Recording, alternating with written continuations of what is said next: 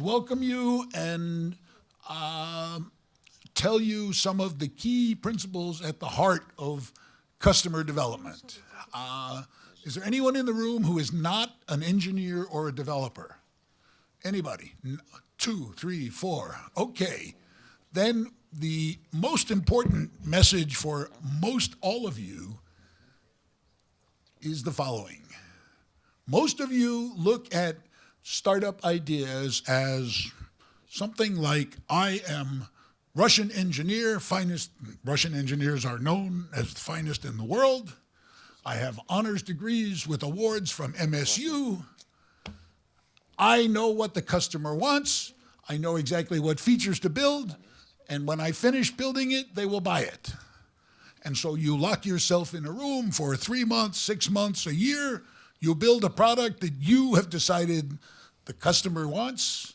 You buy balloons, you buy champagne, you launch your company, and only then, after working night and day and weekends and holidays for 3 months, 6 months, a year, that's when you discover that it wasn't what the customer wanted, and your business goes in the toilet, and you are very sad. And if you are a really good entrepreneur, you take a weekend off, you go to the mountains, you come back on Monday, and you start again. If you are not a passionate entrepreneur with entrepreneurship in your heart, you go get a job as an IT guy or lady at Gazprom, and you spend the rest of your career in a real job as opposed to in the wonderful world of startups. Me, at the age of 22, I quit a wonderful, wonderful job. In today's US dollars, it paid $300,000 a year for a 22-year-old kid who barely graduated from college because I was too busy starting businesses to go to classes or take tests or silly things like that. 7 startups, 2 home runs, 2 okay, and 3, the most important 3, direct into the toilet. A year of my life for $1 million of my own money, not investors' money, because what investor would invest in a stupid 22-year-old who was so stupid he quit a $300,000 job to start a business? And I didn't know what investors were, what venture capital was, what exits were. I did it for what I think are the right reasons to start a company. To be in charge, to be my own boss, to build something that was my vision, not the vision of Westinghouse Broadcasting, the people who paid me all this money. And if you are here to learn about building a startup because you want to be rich, that is absolutely the wrong reason. You should be doing this because you want to be independent, because you have a vision of something, you want to call it your own. You know how to shape it. You are eager to embrace the uncertainty and the risk of being your own boss and maybe going out without a paycheck for a few weeks or a few months or sometimes even longer. And for 100 years, more than 100 years, startups were built on the theory that step 1 was not a code scheme, was not a wireframe. Step 1 was you spend a month, 2 months, 3 months writing a business plan, 50, 60 pages, beautifully formatted, nice headers, lots of diagrams and charts, 5 spreadsheets at the back. The last spreadsheet, the right-hand column of the last spreadsheet, the top number, 9 digits, some usually low hundreds of millions of dollars in revenue, and the bottom number, 15, 20 million. Why? Not because there's an Easter egg in Excel where every number becomes 100 million, but because that's the number an investor needs to see in order to make a Series A investment in your company. Unfortunately, all those numbers, you made them up. You have no idea what your revenue is going to be in the second quarter of next year, or how many salespeople you'll employ in 2016, or how many customers you'll get. It's all fairy tales, total fairy tales. The only facts in a business plan are usually the competitive analysis, sometimes the market size, and usually about 25 or 30% of the bio of the founder is honest facts, and the rest is glory and fairy tales. Why would you waste 2 or 3 months of your life writing this fairy tale when really the only thing that matters about your business is not the code, it's not even the idea necessarily. The most important, single, most powerful factor in your business is whether or not customers will buy it. This is a particularly important message for Russian engineers, even more than Silicon Valley engineers or French engineers or, software developers in Iran or Italy. Why? Because the attitude that I have now worked with about 120 startups here in Russia in 4 programs of Startup Academy, 2 MBA programs at Skolkovo, and a variety of other activities. And in May the 12th or 14th, we start Startup Academy 5 by Launch Gurus, born out of Skolkovo, now an independent training program in customer development. So what is customer development? Simply put, customer development has you on the day you write your very first line of code, usually the day you open the doors to your business, you cut yourself in half.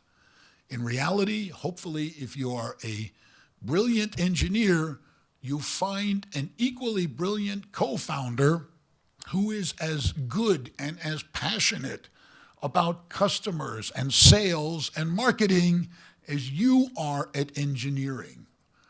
Why? Well, in Silicon Valley, the rule is almost no investor will put money in a company that doesn't have at least 2 founders with very specific, different responsibilities. The hacker and the hustler.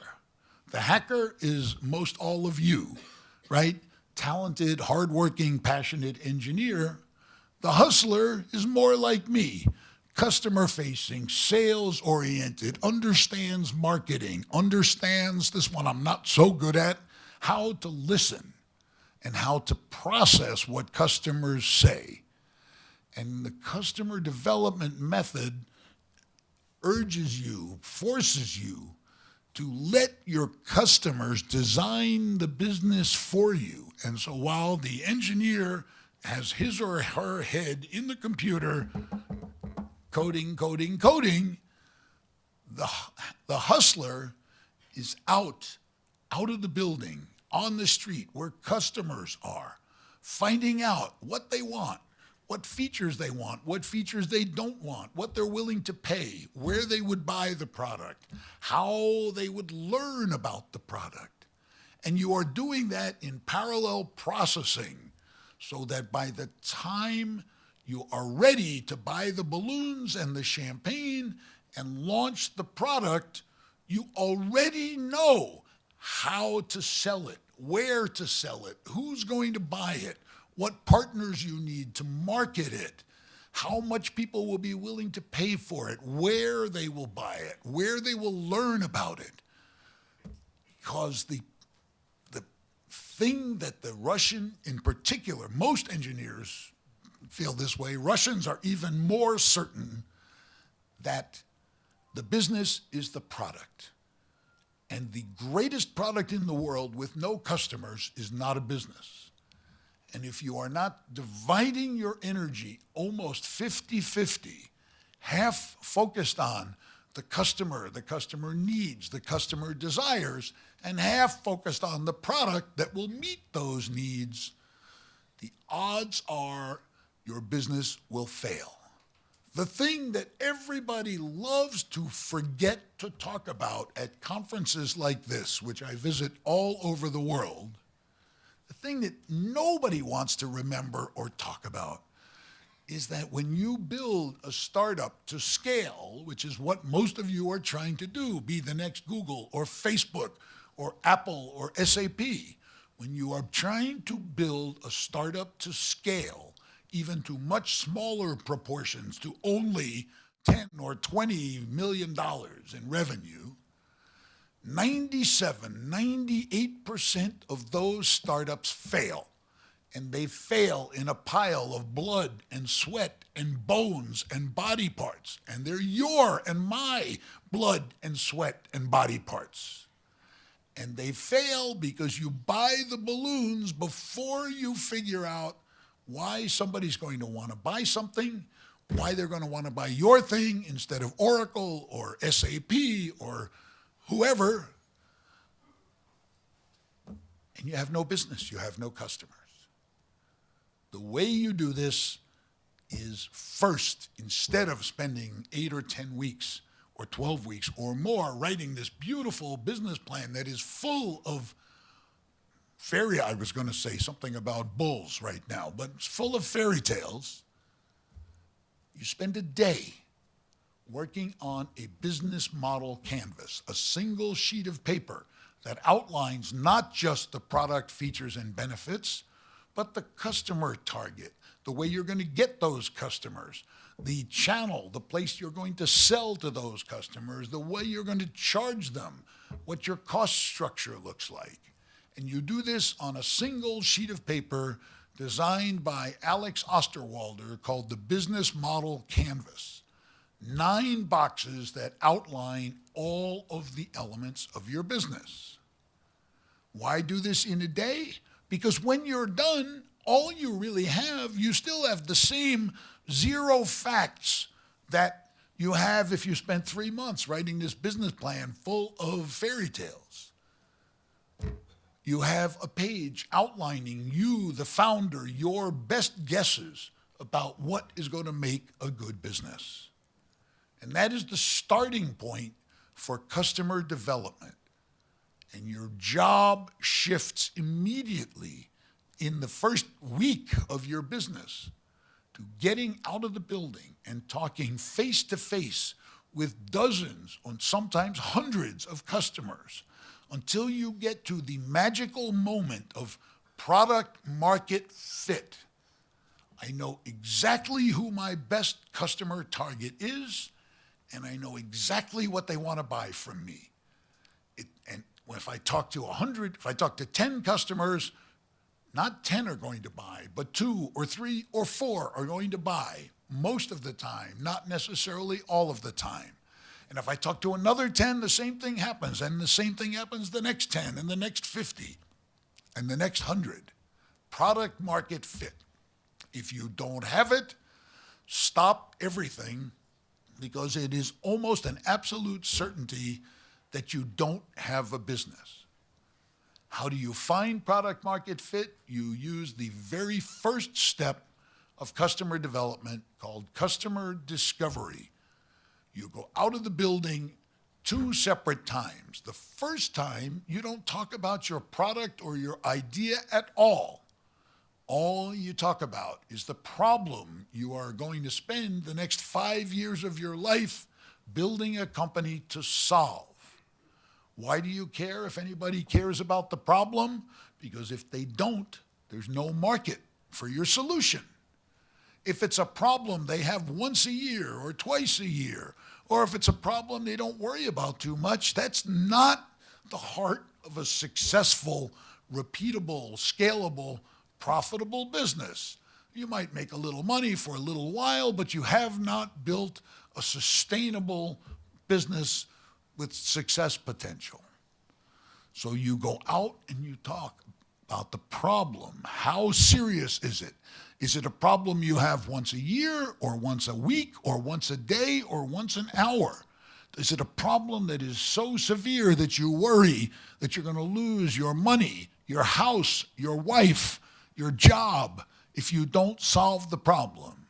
If I wake up in the middle of the night, every night, worried that if I don't fix this tomorrow, I'm going to get fired or lose my house, I'm probably interested in the solution you are trying to build. If I worry about it once a year, I'm probably just not that interested. Or if it's going to be an irritation and not a major problem, I'm probably not that interested. And if you don't take the time to identify whether you are focused on a serious problem, you are building a business on quicksand. You are building a castle in the sky with almost zero hope of success. This methodology has developed not by me, initially developed by Steve Blank, legendary Silicon Valley serial entrepreneur, 8 startups, number 8, had reasonably good success, reached a market cap of $8 billion, US dollars. After you do startup number 8 and it's that big, it's very hard to do startup number 9 and try to beat your biggest success, to beat, do a startup that's more than $8 billion. And so Steve has spent the last 15 years of his life developing, testing, refining this methodology that is now being used by thousands of startups all over the world, taught in more than 300 universities. Our book is a bestseller here in Moscow, or here in Russia, in China, in the US, in France, in Brazil and Portugal, because it gives you the pathway to figure out how to be sure that you are on the road to a business, not just where the code strings work and where all the software is in place and where it solves the technological problem, but where, as good as the product is, the customer demand is as enthusiastic, and you can find your customers at a price you can afford. Everybody loves to say, oh, I know how I'll find customers. I'll buy Google AdWords. They cost $2, so for $2, that's my cost of marketing. Well, for $2, that's just your cost of a click. In most cases, the way to think about that $2 is 100 clicks probably get you an email address from one customer. Sometimes it's a little better than that. Often it's worse than that. So now you just spent not $2 for a click, but $200 for an email address of a prospect. And then the same math applies. A typical safe internet marketing standard is that for every 100 email addresses you get one customer. So that means the cost of that customer is $20,000, not $2. Now, if you are selling airplanes, $20,000 customer acquisition cost is fine. If you're selling a smartphone download or a $40 piece of software, you are out of business, before you can say, buy my product. Figure that out before you start spending the money on the advertising, right? In 1999, there were more than 30 ads on the Super Bowl for software, for web services, for .coms. $3 million for 30 seconds. Of those 30 ads, 28, 27 companies of those 30 are out of business a year later, 2 years later. Why? Because they threw the $3 million against the wall, hoped for the best, never tested in small football games, in small cities, whatever, had no idea whether it would work or not. The same way you test code strings, byte by byte in Agile, you test marketing tests, sales tests, pricing tests, all of that. So I want to have some time for questions, and since they cut my time in half, I want to leave you with one particular example of one of the most brilliant uses of this approach, probably in marketing history. A company called mailbox.com. The idea was simple. It was, our lives are chaotic. Most of us try to manage our lives through our inbox. For the grand sum of $200 US, they produced 2 viral videos about how crazy our lives are, how messy our inboxes are, and their promise, their idea, their minimum viable product, their vision was organize your life in your inbox, merge your appointments, your to-do list, and your urgent email right in your face where you look all the time. But they didn't quite get around to building the product. They built a little website that talked about it. They built these 2 viral videos that were so cute and so engaging that in a matter of a few weeks, they got 1.6 million views. 1.6 million at a grand cost of $200. What happened next? Within a few short weeks, they had the email addresses of 750,000 people who wanted to try the product on a 30-day free trial. But, you know, they were pretty busy, these guys at mailbox.com. They never got around to finishing the product development. And you know what happened? They answered the most important question that every investor has, that no investor ever sort of asks honestly and directly. This is a great idea. You have a great resume. How do I know if anybody's ever going to buy this? Their answer was, well, we have 750,000 people online in 3 weeks wanting to try and buy our product. So rather than finish the software, they sold the company with no product to Dropbox.com for $100 million in cash. They proved that they had a market opportunity, that they had product market fit, and that they had found in a few short weeks 750,000 people interested in buying their product. This is the modern way of thinking about your startup. Don't just think about the code string, the wireframe. Don't just think about the features and functions. Spend some of your time, of course, on that. But spend most of your time on how do I make this a business that's sustainable, that's repeatable, that's scalable, and that is sooner or later profitable. This book in Russian, in English, in Portuguese, in whatever language you like, including now Farsi and a couple of other exotic, Turkish, a few others, 24 languages, I think, in all, gives you a roadmap for this new way of thinking. On May 14th, I'm back here for my, I think, 9th trip and my 5th Launch Guru's Startup Academy, or a 10-week program that drives you step by step through this process and forces you to get out of the building, talk to your customers, find out what they want, and let them design your marketing plan, your business plan for you. There is no better advisor. Steve Blank and I are nowhere as good in advising your company as your customers are. If you solicit and prospect and use their feedback and drive it into the product, drive it into the marketing, into the sales process.